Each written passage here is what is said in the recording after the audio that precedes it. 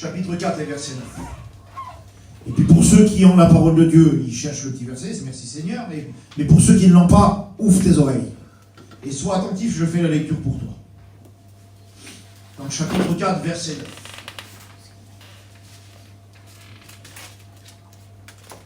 Deux valent mieux qu'un, parce qu'ils retirent un bon salaire de leur travail. Car s'ils tombent, l'un relève son compagnon. Mais malheur à celui qui est seul et qui tombe, sans avoir un second pour le relever. De même, si deux sont ensemble, et puis tu vas au verset 12, on va aller au verset 12 si vous le voulez bien. Et si quelqu'un est plus fort qu'un seul, ça veut dire que des fois on a une épreuve, on a un adversaire qui est plus fort que nous tout seuls. Et tout seul, je veux le dire avec mes mots pour car j'ai le droit, il y a les anciens qui sont là, vous connaissez mon vocabulaire, il n'est pas déplacé, mais c'est le mien. Tout seul on galère des fois. Tout seul, t'as beau être fort ou t'as beau être forte, tu t'en sors pas. Parce qu'il faut que tu sois deux. Parce que la Bible t'enseigne que deux valent mieux qu'un. Et puis on finit le verset 12, il dit si un est plus fort qu'un seul, ça veut dire que si ton épreuve en ce moment elle est plus forte que toi tout seul, si ton épreuve du moment, si ton adversaire du moment est en train de te dépasser dans ta compréhension, la Bible me dit un petit peu plus loin, la conclusion du verset 12, la corde à 3 fils, elle ne rend pas facilement. C'est quoi la corde à 3 fils, mon Bruno, ce soir, que Dieu t'a mis à cœur pour nous? C'est simple, la plupart ont déjà compris. Le mari, sa moitié, son aide, sa compagne, sa femme, et au milieu, celui qui fait la valeur, celui qui fait l'importance, celui qui fait notre force, celui qui a pu dire 2 ou 3 en mon nom, unis en mon nom. Et je suis au milieu de vous, c'est Jésus-Christ. Alors cette corde à 3 fils, ton foyer, que tu te dis peut-être, on n'y arrivera pas dans cette année. J'y arrive et on n'y arrive pas. L'hiver, elle n'a plus de fin, je voudrais qu'elle soit finie l'hiver. Qui de nous ne l'a pas pensé un jour? Moi cet hiver, je l'ai dit un paquet de fois. Parce qu'on a eu une hiver plus long que les autres, que voulez-vous? Mais le béni Dieu, on peut s'appuyer sur quelque chose de solide. Lorsque tu as un foyer uni, écoute ma petite soeur, ton foyer n'est pas encore chrétien, là, peut-être que ce message-là, il n'est peut-être pas tout de suite, là, ça ce que je dis, là, tu te dis, mais mon Bruno, il n'est pas chrétien encore. Ben, ça te servira demain. J'en suis convaincu dans mon cœur que ça te servira demain, parce que j'ai un mot pour les petites femmes qui ont un mari qui n'est pas encore à Dieu, et puis pour celles qui ont réussi par la grâce de l'Éternel à amener leur mari à l'Évangile. J'ai un petit mot pour vous aussi ce soir. Je rentre dans le message, vous voulez? Est-ce que vous le voulez? Vous ne voulez pas, jamais. La corde à 3 fils ne rend pas facilement et elle gêne l'ennemi. Je dis ça, frères et sœurs, parce que c'est dans mon message et ça résonne dans mon cœur, mais alors d'une force. Dieu aime les choses à leur place. Dieu ne bénit pas lorsque les choses sont en désordre. T'es dur, Bruno. Oui, je le dis ce soir. Dieu aime un foyer en ordre.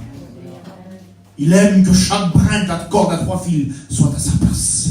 Que le mari n'essaye pas de prendre la place du centre, c'est Jésus le centre. Que le mari n'essaye pas de conduire, c'est Jésus qui conduit. Que le mari n'essaye pas de prendre la place de son Dieu. De mon mari, mon copain, je le dis comme ça ce soir. Ne sois pas ton propre Dieu. Laisse-toi diriger par Jésus. Amen. Je le dis avec mes petits mots à moi ce soir, parce que c'est ce que l'on vit et j'ai pas d'autre chose à te dire. Il y a des missions qui arrivent, Kevin il l'a dit. Farmer, en anglais nous l'a fait faire. Merci Seigneur, c'est fermier, c'est son surnom. Et je bénis Dieu. Il y a des missions qui arrivent, je vais peut-être faire mes petites affaires. Dieu te bénisse dans tes petites affaires. Mais il y a des petites affaires qu'il faut qu'on s'occupe maintenant là. Parce qu'il y en a trop qui se perdent encore et il faut qu'on rachète le temps. Et nos petites affaires à nous ne doivent pas prendre ces petites affaires à lui. Engage-toi en mission. Je sais que les frères font quelque chose. Engage-toi. Le travail pour Dieu regorge dans nos pays. Et certains prétendent qu'ils ne font rien parce qu'ils témoignent jamais derrière le micro. T'as du travail en abondance ici, mon ami. T'as des copains partout, ils font des missions, des copains partout, ils s'en vont en Israël. Des copains partout donnent, ils ont... Dieu leur a donné quelque chose et ils ne le gardent pas que pour eux le travail. Ils te le partagent. Alors ne prends pas la place de Jésus parce que Jésus t'appelle à travailler pour lui. J'ai ça, les garçons, en ce moment sur mon cœur. Beaucoup trop disent, si je veux, si Dieu veut, c'est vrai. Mais Dieu, il veut. C'est toi qui veux pas, mon ami. Beaucoup trop disent, je meurs pour faire comme vous, que je vous envie, c'est pas vrai, n'envie pas ceux qui s'engagent. Il faut faut que tu n'envies pas ceux qui s'engagent. Il faut que tu t'engages. Amen. J'écoute ces prétextes, frères et sœurs, partout. On le vit au quotidien. Ah, les chrétiens veulent vivre la même chose que l'autre là-bas. Mais l'autre là-bas, il se tue. L'autre là-bas, il a tout donné pour Jésus. L'autre là-bas, il a même plus une minute pour lui, pour sa petite famille. Fais comme lui, tu vivras la même chose. Dieu, il ne fait pas de favoritisme. Quand tu fais des efforts, il te bénit. Et des fois, on n'en fait même pas, il nous bénit quand même, parce que c'est Dieu. Alors, ne prends pas la place de celui du milieu, c'est Jésus. Mais puis ma petite sœur ne va pas prendre la place de celui de gauche, ça va. Enfin, je ne sais pas, pour vous, c'est à droite. C'est pas la femme de diriger non plus. Je mets les choses, je le dis, les frères, je suis jeune, mais écoutez, je ne suis pas un vieux serviteur, mais on va sur nos 10 ans de ministère. Ralph, c'est cette année, moi, ce sera l'année prochaine. C'est pas une sœur de diriger un foyer, c'est au mari. Une fois que Jésus l'a dirigé, bien entendu, je viens de vous le dire. C'est pas une sœur de donner la direction. Elle doit aider son mari, une sœur. Et quand tout est à sa place, Dieu bénit. Quand tout est à sa place, la corde résiste. Quand tout est à sa place, l'ennemi fuit. Quand tout est à sa place, l'épreuve, même si elle est haute, elle est surpassée. L'ennemi, il n'aime pas ce qui est à sa place. Alors il essaye de diviser. Alors vite fait, on va dans le livre de la Genèse, parce que je ne vais pas être trop lent, mais j'aimerais vous dire ce que j'ai sur mon cœur. J'essaye, frères et sœurs, de ne pas crier, parce que j'ai une nouvelle option. Vous me connaissez sous le pleureur, et depuis cette année, j'ai une nouvelle option, je crie. Il faut que je me tempère, parce que je n'aime pas quelqu'un qui crie, et je ne voudrais pas en être. L'Éternel Dieu prit l'homme et le plaça dans le jardin d'Éden pour le cultiver et le garder. Notre fonction, les copains. Et puis tu lis un petit peu l'histoire, tu vois, on ne va pas faire toute l'histoire, je vous la résume, ça va aller plus vite, ça va me faire gagner du temps pour aller sur mon petit foyer que je vais vous parler. Parce que j'ai pris un foyer de la Bible. Je ne sais pas même un exemple à nous, les copains, même si on n'est pas mauvais. Pas toujours mauvais, on n'est pas en défaut. Mais il y a meilleur que nous. Il y a la parole. Premier foyer de l'Écriture. Ça ne lui plaît pas au diable, parce que les choses sont à leur place. Alors il essaye de déplacer les choses. Parce que l'homme est dans le jardin, Dieu l'a placé pour un but. Les copains, on est des gardiens. On doit cultiver la parole chez nous. Cultive pas autre chose. Si tu essaies de cultiver la réussite, Dieu te bénisse, tu auras des sous. C'est tout. Si tu essaies de cultiver autre chose, moi je parle pas, écoutez, vous me connaissez, hein, on se connaît tous. Je ne peux pas parler d'argent, ça ne m'intéresse pas du tout ce soir, mais bon, voilà, on a des choses qu'on sait chez nous. Tu veux semer une bonne éducation pour tes enfants, ben tes enfants, ils sauront lire et écrire, que Dieu te bénisse. Mais non, c'est tout. Et puis tu peux essayer de cultiver ce que tu veux, voilà, je ne sais pas. Les garçons, les frères, cultivons ça. Avant tout. Ça n'empêche pas le reste, mais avant tout, c'est ça. Et on est des gardiens, les copains. Ève, elle est là. On déroule un petit peu dans la Genèse, vous connaissez l'histoire par cœur, et elle parle à quelqu'un.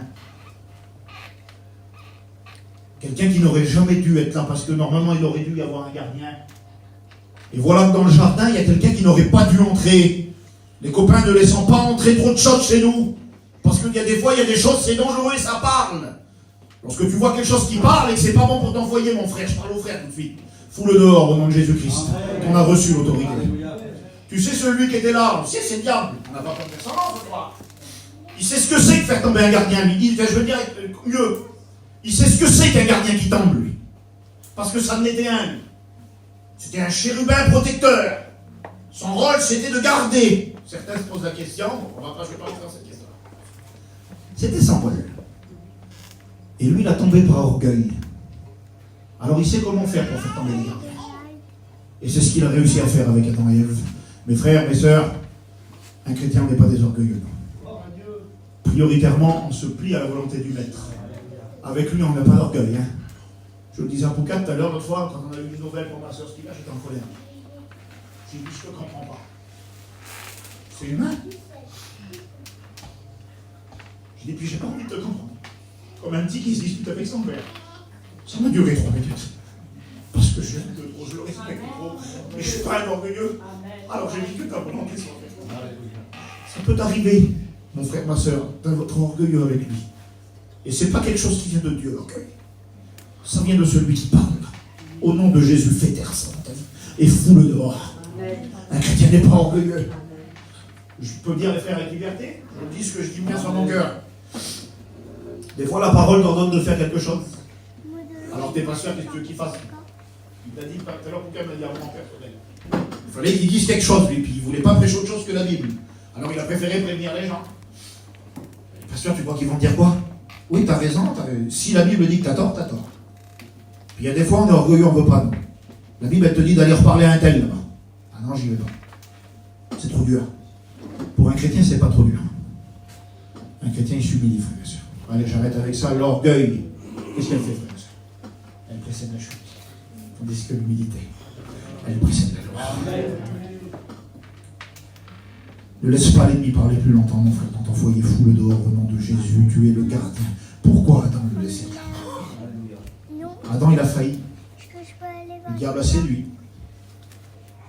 La Bible nous dit qu'il dit, mais Dieu sait que vous ne mourrez pas. Et que vous serez comme Dieu. Hein? Instantanément, la Bible me dit qu'elle vit que le fruit était bon. Ce n'était pas le fruit en lui-même qui lui plaisait, c'était d'être son propre chef. Et je vous dis, frères et sœurs, nous, on veut être la corde à trois fils qui est solide.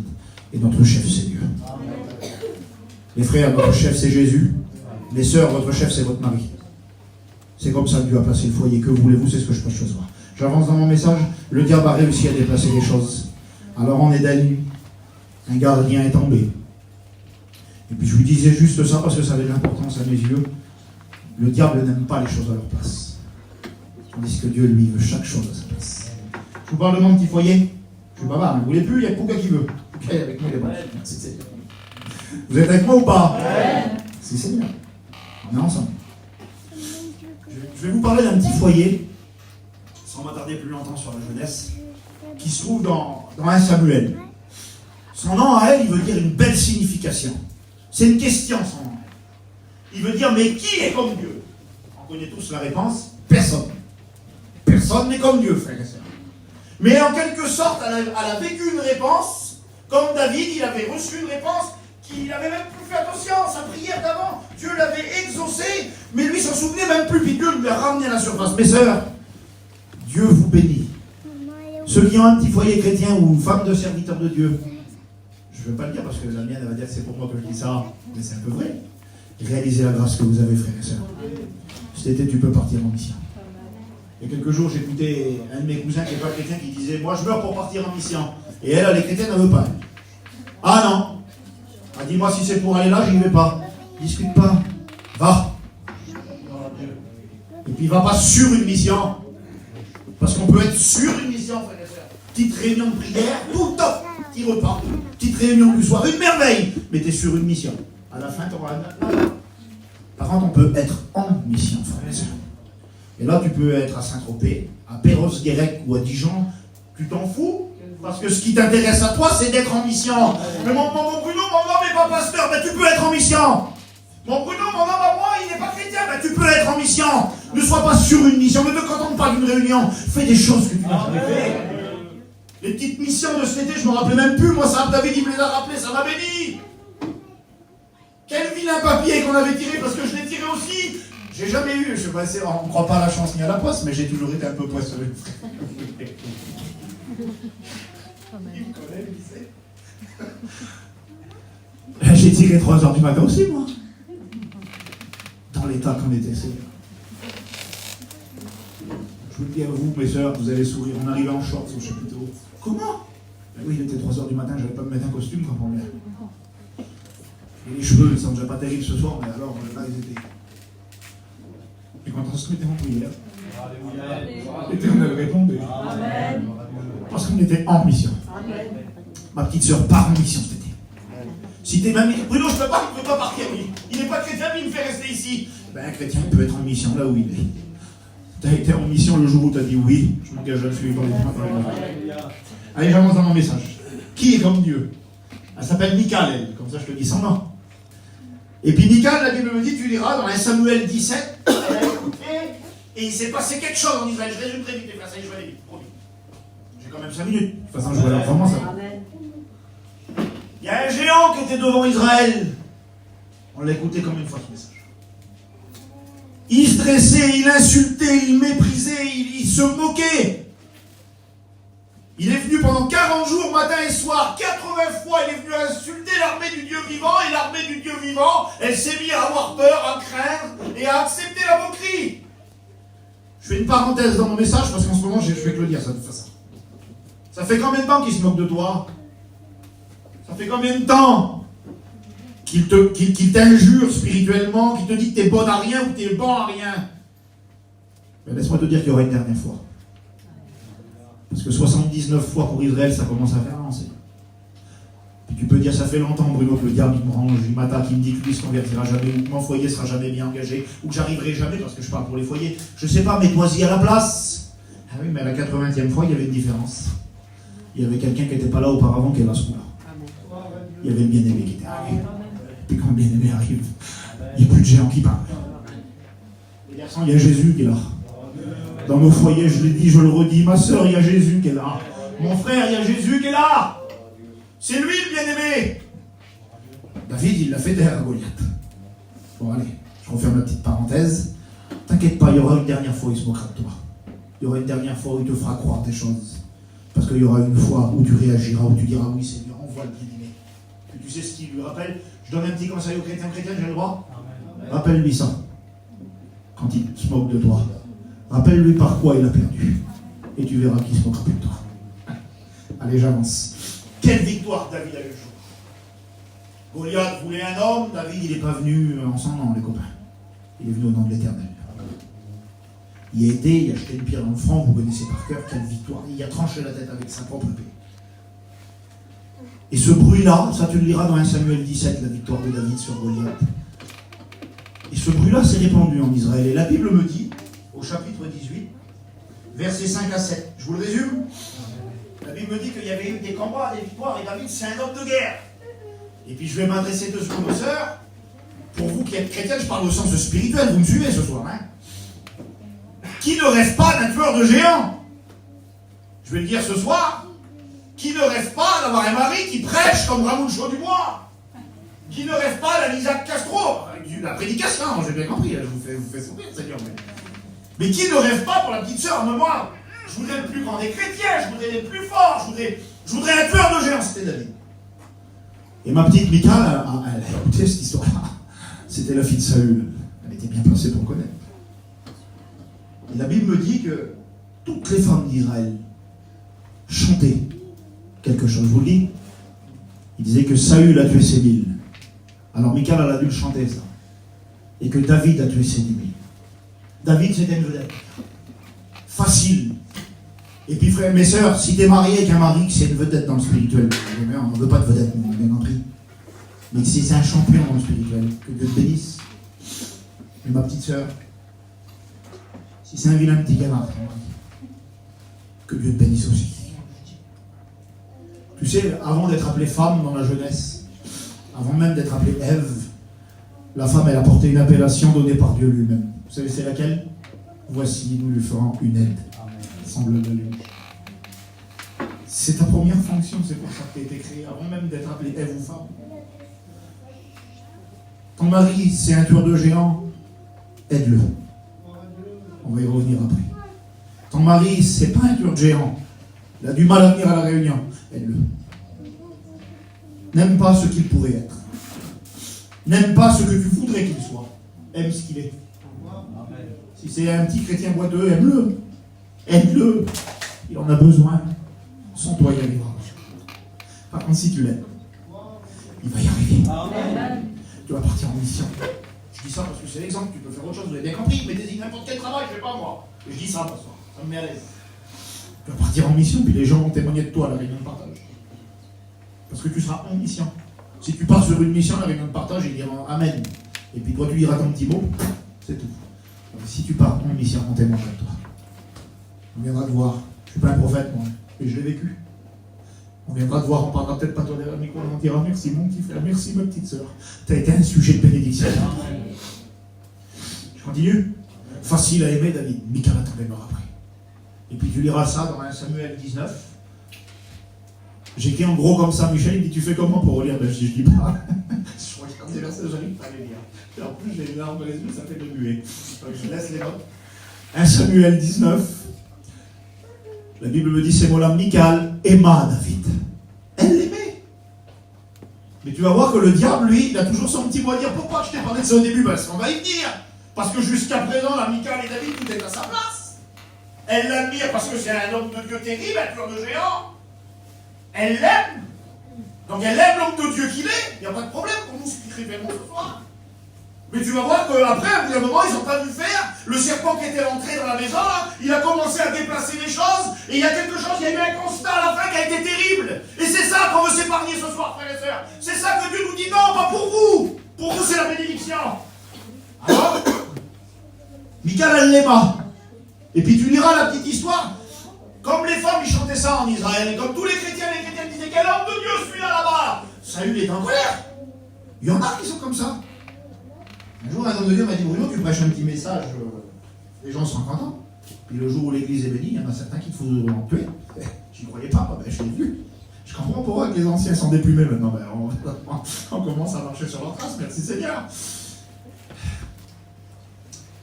Et puis Saül, il voulait tuer David. Et puis Michal, elle l'aimait aussi autour de géant là. C'est un homme terrible. Alors elle l'a sauvé. Elle l'a fait descendre dans une petite panière. Alors il a dit, si tu restes là, tu vas te faire tuer. Elle l'a amené au salut. Et puis c'est pour ça que je vous disais tout à l'heure, j'ai un petit mot pour vous, mes sœurs. Il y a des chrétiennes comme ça, je l'ai vu, moi. Ils ont réussi, par la grâce de Dieu, à amener leur mari au salut. Ils ont prié des années pour lui, puis il s'est converti. Et quelle victoire. J'écoute que les frères dire Amen. Vous dites pas Amen, vous. Tu l'amèneras au salut, ou tu l'as amené. Seigneur, quelle victoire. Et puis de ce coup, il s'arrête là. Ah, ça y est, je l'ai amené au salut, moi, c'est bien. Un jour, j'ai été faire une petite visite comme ça, puis c'est de ma famille, comme ça vous ne savez pas c'est qui, je ne dis pas de nom, c'est pas intéressant. Et mon petit cousin, il a passé par les eaux du baptême, il s'est engagé avec le Seigneur, et puis un garçon vaillant. Et puis toute la journée, frère et soeur, c'est comme ça, il travaillait à l'œuvre de Dieu, puis il avait le petit sur le bras. Nous, on est des moqueurs, on est une mission de moqueurs. C'est pas terrible, hein, on s'arrête. Alors on se moquait de lui, il s'est dit, mais on ne voyait pas. Alors on a été voir la petite sœur, parce qu'on n'est pas plus fous que les autres, on sait, voilà. Dieu nous met des petits mots sur nos cœurs. Puis on a été voir cette soeur-là, nous avait arrivé de loin, elle est venue au-devant. Elle a dit, je vous préviens, hein. Moi j'avais juste demandé un chrétien. J'avais pas demandé un homme engagé comme ça. Mon beau-frère a eu une réponse, Jonathan, vous le connaissez, le frère Norton, tranchant. Il a dit, oui, tu voulais un chrétien sac à main. Tu l'amènes où tu veux, quand tu veux, là où tu veux. Mes frères et sœurs, mes sœurs, vos maris, vous les avez amenés au salut, que Dieu vous bénisse, mais vous savez que Dieu va vous les prendre. Parce qu'il faut des hommes engagés. Amen. On est sauvé pour sauver. Amen. On n'est pas sauvé pour occuper une chaise ou parce que tu as peur qu'ils sortent le samedi soir. C'est fini, ça fait il y a quelque chose à faire, ça. Mais bon, que voulez-vous? Parce qu'il buvait un coup, elle est tranquille du coup. Mais Dieu ne va pas te donner une vie tranquille. Pour celle qui l'a acquis, si tu as laissé, tu t'es peut-être dit ça, toi, oui, je l'ai amené au salut, basta. Non, ma soeur, ton mari, ça ne n'est peut-être pas un aujourd'hui, mais ça va devenir un tour de géant. Et puis pour toi qui ne l'as pas encore, ne te fais pas un film de cinéma d'avoir un foyer chrétien. C'est pas tranquille, un foyer chrétien. Un foyer chrétien, c'est au combat. Parce qu'il y a la corde à 3 fils qui est très forte, mais il y a l'adversité en face. Alors, n'envie pas une vie chrétienne tranquille, ma soeur. On vit une vie chrétienne pleine de combat. Parce qu'une vie chrétienne pleine de combat, elle est pleine de victoire. J'avance un petit peu. Michal a tombé mort après son tour de géant, là.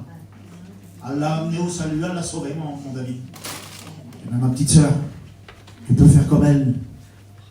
Mais qui est comme Dieu, voulait dire son nom. Personne, et puis surtout pas David, on sait ce qu'il a fait, pas de problème. Mais il avait une belle appellation, David. C'était pas Dieu, loin de là, personne n'est Dieu, frère et sœur. Mais c'est Dieu lui-même qui a dit, j'ai choisi un homme selon mon cœur.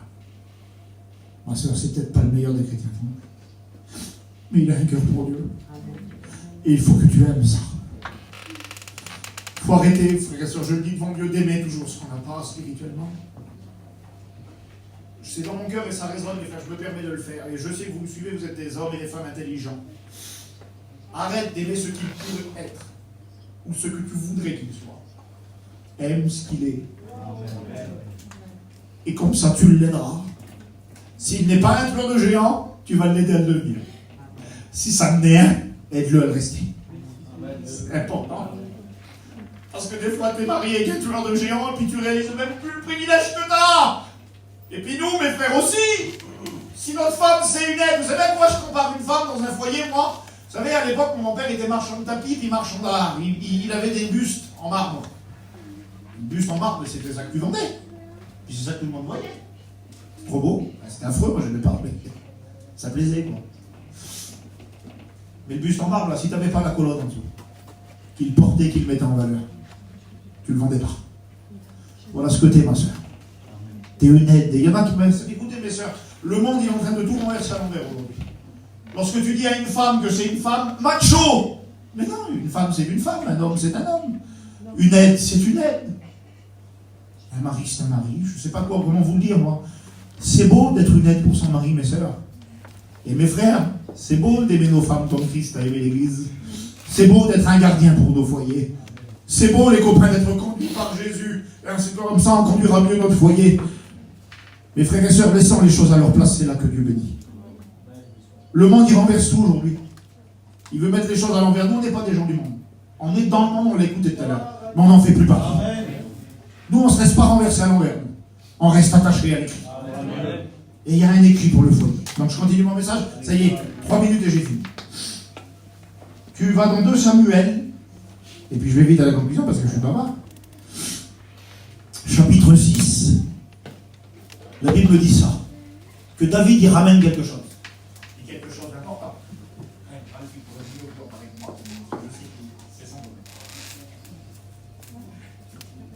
Parce que David, il a réalisé que chez un serviteur, c'était béni.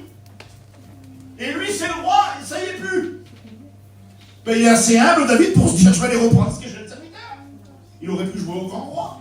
Il aurait pu faire une façade. Il savait que sans ça, il n'y avait plus bénédiction. Alors qu'est-ce qu'il fait, mon David? Il va récupérer. Et puis, frères et sœurs, la Bible me dit qu'il ramène cette chose, là, c'est l'arche de l'alliance. Il la ramène dans la ville, et puis il rentre, il danse, lui là, il est heureux. Vous avez vu, on chante le cantique, un cœur d'adorateur, et ce petit couplet qui dit, je m'abaisserai encore plus que cela, messieurs, on peut dire, je vais être humilié. Et puis la Bible me dit qu'il ramène la bénédiction dans la ville, il ramène la victoire, comme si tu partais un peu cet été ou dans cet hiver, là, et ton mari dit, ma femme, ça y est, le petit garçon s'est converti, et puis toi tu ne l'écoutes pas. Il te ramène la bénédiction, regarde ma femme, on a fait une réunion, il y a eu 3 cœurs qui se sont donnés à Dieu, je m'en fiche. Ou tu tournes le dos. Mais ma soeur, ton mari te partage la bénédiction, partage-la avec lui. Le diable relève ces choses de chez nous, frères et sœurs. Il semblerait qu'il n'y a plus de joie. Elle qui aimait son tueur de géants, là, elle qui tombait mort après qui chantait les chansons pour lui. La Bible me dit qu'elle le regardait par la fenêtre de loin, elle n'est plus avec lui. Elle le regarde de loin, elle n'est plus avec lui dans le combat. Ma soeur, ne reste pas loin de ton mari, sois proche de lui. La corde à 3 fils était séparée chez David. L'ennemi avait bien fait son boulot. Mais qu'est-ce qui s'avait passé? David, il rentre chez lui, elle court devant lui. Vient la dispute nette. La Bible dit ces mots-là, je ne vais pas rentrer en détail parce que si tu lis la petite histoire, il y a carrément une dispute de voyageurs dedans. Il lui parle de ses parents, tout ça. Vous verrez, demandez, lisez-le. 2 Samuel 6, c'est Samuel 10. Tout de suite, ben oui, il veut partager la bénédiction, Lucinda, pour malheureux. Elle vient de la Grèce, elle. Un escargot, c'est David Lascoula. Il se fait ça. Il était un homme de rien, il dit tu t'abaisses comme un serviteur. Ben, lui, il dit tu dis ça parce que Dieu m'a choisi à la place de ton père. Tout de suite, il a piqué. Ne nous piquons pas, frère et sœur. Réagissant avant. Tu sais ce qui s'était passé pour Michal? Elle était plus amoureuse de son tueur de géants. Alors je vais te le dire comme ça, bien sûr que tu aimes ton mari, mais je te parle spirituellement sur ta compris. Spirituellement, elle avait plus d'admiration pour son mari. Elle le méprisait. Et qu'est-ce qui s'avait passé, frère et sœur? Alors je dis ça, puis je termine mon message. Vous me laissez, frères et les frères, allez, c'est bon, on est dans les temps. Vous êtes encore un peu avec moi? Il y a des tonnes de choses à dire. Parce qu'entre 1 Samuel 17 et puis 2 Samuel 6, il y a tout un tas de choses qui s'avaient passé, mais je me suis intéressé un petit peu entre deux. Mais qu'est-ce qui s'avait passé que Michal s'était mis à ne plus aimer son tueur de géants? Son beau gavalot. Quand c'est moi, c'est pas terrible. C'est spirituellement, c'est l'intérieur qui est beau. Je vous détends un petit peu, parce que je sais que les choses que j'annonce ne sont pas toujours faciles à entendre, elles sont vraies. David, il avait voulu faire revenir l'arche. C'est peut-être ça qui s'est passé, va savoir. Parce qu'il savait que sans l'arche, il n'y avait pas bénédiction. C'était un ordre de Dieu. Il s'est peut-être souvenu, mon David, qu'avec l'arche, les murailles de Jéricho étaient tombées. Il s'est peut-être souvenu de ces grandes victoires qu'il y avait eues. Alors il avait eu un désir dans son cœur, puis peut-être que ton mari en ce moment, ma soeur, Il est en train de réaliser qu'il manque l'alliance chez lui. Il manque ce qui fait la différence. Ce qui fait la différence, c'est pas ton caractère. Mais qui se tue avec ça, c'est vrai, le caractère d'un chrétien doit changer. Si c'est le caractère qui sauve, je suis foutu. Moi, j'ai été fou, c'est opéré. Voilà, mais je change, j'essaie de faire des efforts. Mais ce qui fait la différence, c'est l'alliance, mon frère, ma soeur. Il y a des chrétiens qui croient qu'on le fait, nous, hein. On est même critiqués pour ça. Il y a des chrétiens qui croient que c'est un coup de repas que les gens d'évangile. Il y a que de bénis dans le repas, je le fais, moi, les copains me connaissent. Mais c'est si tu mets l'alliance en avant dans ton repas que ça fait la différence. Et puis David, il avait réalisé qu'il manquait l'alliance. Et puis peut-être que ton mari est en train de réaliser qu'il manque l'alliance. Et Dieu va le ramener. Michal, il a prié. Alors David, dès le début, il a fait mal. Et puis c'est ça ma pensée de ce soir, je suis là-dessus. J'ai fermé la parole. Il met sur un char comme les hommes du monde, avec des bœufs. Il fait avec ses capacités, David, avec le moderne, avec le facile, avec le rapide. Et aujourd'hui, des fois, tiens, je vais me faire un petit peu de spirituel, un peu de mise à part, une petite prédication sur YouTube, un petit peu de ça, mais la mise à part, frères et sœurs, c'est pas aller se mettre les Dieu bénis dans 1 heure. Mais la mise à part, frères et sœurs, que Dieu veut, c'est toute une vie. Aujourd'hui, on modernise le spirituel. Avant-hier, je lisais ma Bible et je me l'avais mis en audio dans les oreilles. J'ai dit à ma femme, je me suis régalé. Ça vaut pas 10 francs, excusez-moi. J'ai besoin, comme si j'ai besoin qu'un monsieur me dise dans les oreilles pour lire ma Bible. Lis la Bible, ça suffit. Arrêtons avec le modernisme, frère et sœurs. On essaie d'accélérer la bénédiction aujourd'hui. Je vais à Gien, je rate pas une réunion. Dieu te bénisse, ça fait partie. Mais c'est pas ça qui t'amènera un peu plus loin avec Dieu. C'est une prise de conscience dans ton cœur, au fond de ton cœur, quelque chose de profond qui doit se passer et quelque chose qui doit durer sur le long terme. Alors David, il a fait comme ça, et puis c'est peut-être que Michal, elle aimait bien. Une vie chrétienne moderne, une vie chrétienne mondaine, une vie chrétienne facile. Une vie chrétienne où Dieu il est en 18e position là-bas, où le brin de la corde, on ne sait plus c'est lequel. C'est peut-être ça qu'elle aimait Michal. Mais comme David, il a réalisé que ça n'allait pas et qu'il a voulu remettre les choses à leur place, ça lui a déplu à Michal. Alors David, au départ, il a fait une erreur, vous avez vu, ça, il meurt. Il l'a ramené sur des chars, il faisait à la moderne. Ma sœur, n'aime pas le moderne dans ta vie chrétienne. N'aime pas un mari qui veut un Dieu en 18e position. Aime un mari qui le veut en première position. C'est le plus important. Il faut apprécier cette valeur-là, mes sœurs. Je l'ai sur mon cœur, je vous parle beaucoup à vous, excusez-moi, mais c'est comme ça. Appréciez ça. C'est beau, un homme et une femme de Dieu. C'est une belle valeur. David avait réalisé, parce que Usa est mort, s'est mis en colère, il y a eu un mari, il était en train de réaliser des choses, en ce moment, je parle. Alors David, il le fait à l'ancienne. Il fait comme le cantique qu'on écoute tous en ce moment qui est en mort, il fait, on ne déplace pas la borne ancienne. Il fait à la façon de la parole de Dieu. Il réalise que c'est pas sur un char. Une vie chrétienne, c'est pas avec du modernisme, c'est pas avec de la facilité, c'est pas avec une petite 5 minutes de prière le matin, 5 minutes à midi, 5 minutes le soir. On n'est pas des religieux, frères et sœurs. Il y a la religion, n'a rien à faire chez nous. Nous, on veut être et rester des adorateurs en esprit et en vérité. Et David, alors, il reprend l'ancienne. Il prend des bâtons. Parce qu'il y avait une façon de faire. Il fallait que ce soit porté par les Lévites. Alors il refait comme Dieu voulait. Et là, ça marche. Alors moi, j'en ai déduit ça, frères et sœurs. Que peut-être que ma petite Michal, là, elle n'aimait plus le chanteur de géant parce qu'il avait voulu revenir à quelque chose qui l'a gêné au fond d'elle.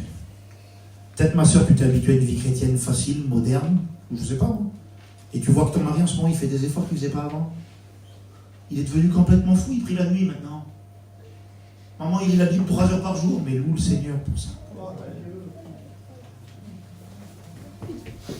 Je ne vais pas aller beaucoup plus loin, frère. Vous voulez, je finis mon message, je le laisse sur mon cœur. Dieu me dit carrément de me tais, alors je me tais. Vous savez ce que la Bible m'enseigne et je ne veux pas rester là-dessus. Dans la Bible, je ne suis pas déplacé dans mes mots, donc pas la peine de s'excuser comme des voyageurs à la fin, pour faire des choses comme ça. Avoir un enfant, c'est synonyme de bénédiction dans l'Écriture. La Bible me dit que Michal, parce qu'elle a méprisé son mari et qu'elle a resté dans cette position, elle n'eut jamais d'enfant. Il n'y a pas eu la vie dans ce film. Frère, ça, vous voulez savoir? Moi, j'en veux pas. Moi, je veux que ma petite portée avec mon petit foyer, c'était si là, on a la grâce d'être ingénieur, et bien qu'il y ait la vie qui se dégage de chez nous. Je peux faire les choses d'après le modèle comme ma confort. Je veux que toutes les choses, même si tout n'est pas toujours parfait, frère, vous savez, loin de là. Je veux que les choses soient à leur place. Et je veux qu'elles le restent. J'ai pas de la prétention, je vous jure devant Dieu, j'ai vraiment une petite opinion de moi-même. Mais je veux être un théologien. Et je veux que ma femme m'aide à le devenir. Je veux que mon foyer, c'est le foyer quand vous rentrez dans mon camping, mon petit verset qu'on a fait mettre sur le tableau d'en face, le meuble d'en face, excusez-moi, la cuisine, je sais pas ce que c'est. On a voulu inverser. Et Ralph en a mis celui-là, que la corde à 3 fils, elle ne rend pas facilement. Mais je veux pas que ce soit inversé, marqué dans un cadre. Je veux qu'on le vive. Mes frères, ayons des foyers bénis, soyons des gardiens. Et je vous promets, selon la parole de Dieu, que nos foyers, nos petites familles, nos vies chrétiennes porteront la vie autour de nous. Je vous ai apporté le message que j'avais sur mon cœur. Je fais de toutes mes forces. Je voudrais qu'on prie le Seigneur quelques instants. Et je ne connais pas juste ces mots. Si ton mari est un tueur de géants, aide-le à le rester. C'est important, ma soeur, tu as ton importance dans le combat. Si tu serais, à quel point tu es important. Et si ça n'est pas un, aide-le à le devenir. Seigneur, nous bénissons ton nom. Merci pour ta parole qui nous enseigne, Seigneur.